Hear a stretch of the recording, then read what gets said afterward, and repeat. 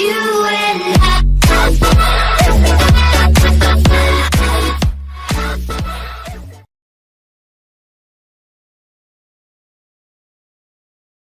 Vulnerability testing scanner, very well-known one, Nikto. Now, there is a Windows equivalent of this, Wik2, but it's just easy enough to do this right from the Kali command line interface. And so what we're going to do is, taking the information that we learned from before, we know that there's a vulnerable server out on the network, and we saw that the web port was open. So we're going to go ahead and do a little reconnaissance and then go ahead and scan this. So I'm going to check my host IP address, ipconfig, or ifconfig rather, because I'm on Unix. ifconfig. Ethernet 0. Okay, I'm on the 92.128 network. I'm going to ping my target 192.168.92.131. Verify I have connectivity. And again, I can see a little bit of activity going on in the back here inside the ether rate, just to simply demonstrate the volume of traffic. Okay, so what I'm going to do is Nikto, Nikto, okay, and we're going to just do a highlight of the tool, and then we're going to point it at the server and run it. So this is Nikto version 2.1.4, and no host specified, and that's what you get if you just type the command. You basically get the help. I can set a configuration file. I can turn the outputs if I want those to display to me or not. I can do a TAC H or TAC host for the target host, which is what we're going to do. And then I can choose what I wanted to do with an output, and I highly recommend this one just because it's easier for documentation. For illustration here, I'm simply going to have everything go to the command line terminal, but it does rush to the terminal fast, so you may realistically want to consider using this with to an output of a file. Also, you can choose no SSL or disable 404 error page not found checks. Use a specific port. If there's something else other than 80, you can specify that. And then you can get into privileges or force SSL mode, or tune it or update it. So one of the easiest things to do first to make sure that we have the latest and greatest plugins would be to do a Nikto update. So Nikto-update, and it'll take a little bit to run, and it'll be interesting to see this go out to cert.net, basically download that upload file, and you can see that it was significant traffic. And it says retrieving the variables, and the database variables, and the icon, and the server messages, and the plugins, and the database test, and any sort of changes. And it says this version is outdated. Please upgrade to 2.15 or a better version. And we could realistically check this. I mean, what we could do here is, since I'm apparently using an outdated version, I could do an apt-get update as well, right? And this is basically just making sure that all of my sources are updated. Or I can do an apt-get upgrade, okay? And that will literally go through an upgrade of each one. Now, I'm not going to do this here and now because apparently I need 43 more megabytes of additional disk space.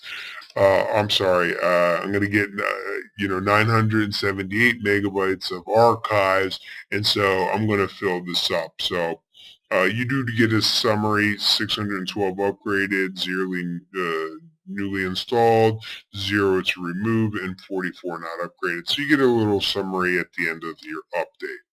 I'm not necessarily concerned for the demonstration purposes that we actually have the latest and greatest scans.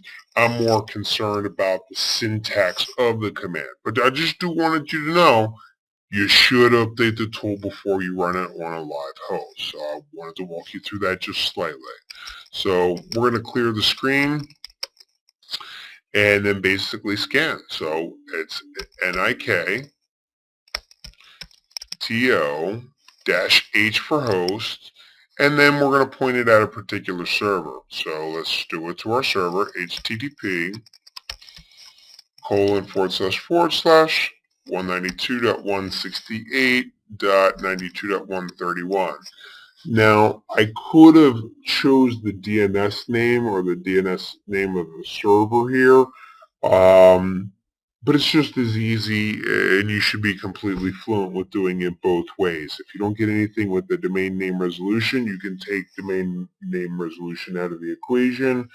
So it's really just a matter of preference, but I do want you to know that you can do both. So I actually have a server set up, and I can do virtual directory/index.html. Now, before I hit scan here and show you what the scan looks like, I want to show you what the other side and the server settings are for what we actually are scanning. So I'm going to go back over here to my Windows 2000 machine or server. It just happens to be a vulnerable server out on the network. I'm going to go to my administrative tools, and I'm going to look at the information services manager, or basically just open up the MMC. Go to the default websites, and you can see the virtual directory that I have created, virtual directory, and index.html here. And just to kind of elaborate just a little bit more on what this looks like, I'm going to go down to the inet pub and see this from a file point of view. I'm going to go to the virtual directory that I've stored in my root, www root folder, and you can see the index.html. And this was just a basic HTML page that I created, HTML, turn the header on, in the header say hello world, and in the body say, cyber area IT. And then basically end that. So very, very easy, basic HTML, nothing fancy here. So then we open up, we stop that, we go to our server, http://192.168.92.131, and we can pull up that virtual directory and basically see the page load. Okay. And so all I'm proving here is that, yes, there is a web server, but let's pretend we didn't know this. Let's say that the only thing that we have here is a scan from our client that basically says, hey, we have a target 192.131, we saw port 80 open, and we can scan it. Now, I am scanning something specific here, but there's other ways to enumerate the virtual directory.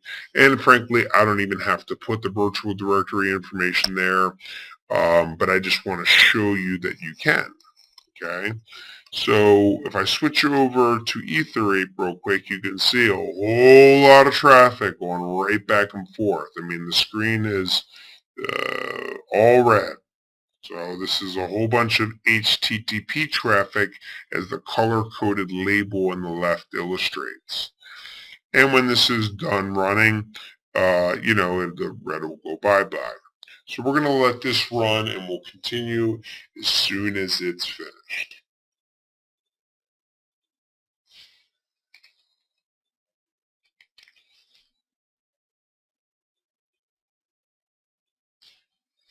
And it looks like it's done.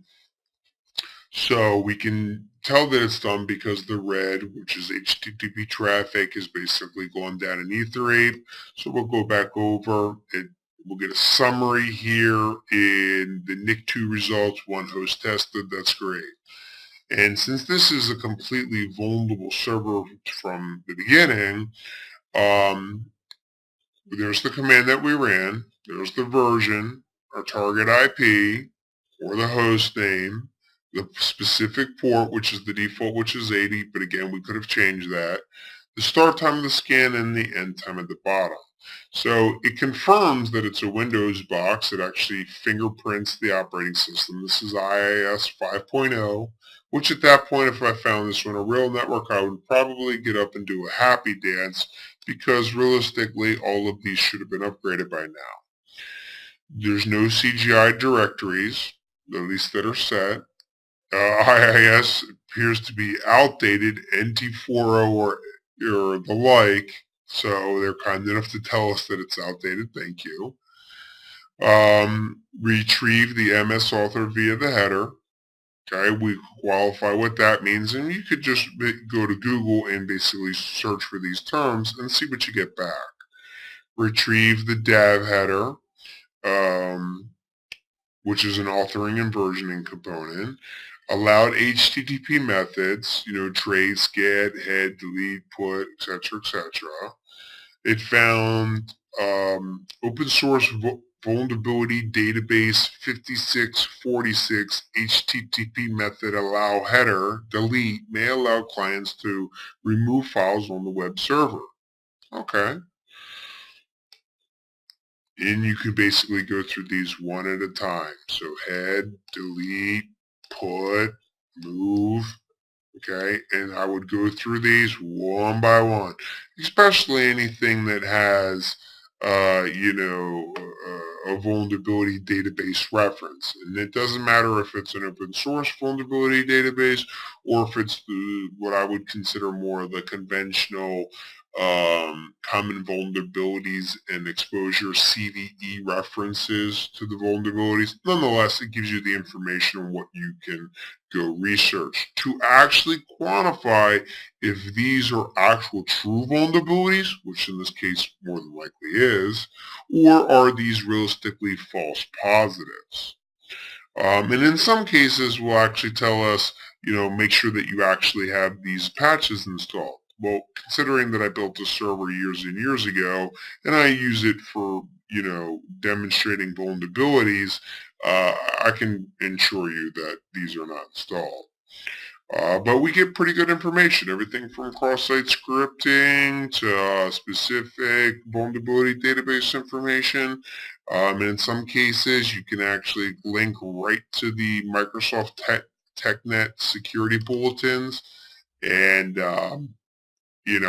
go through it and then, of course, mitigate the risk.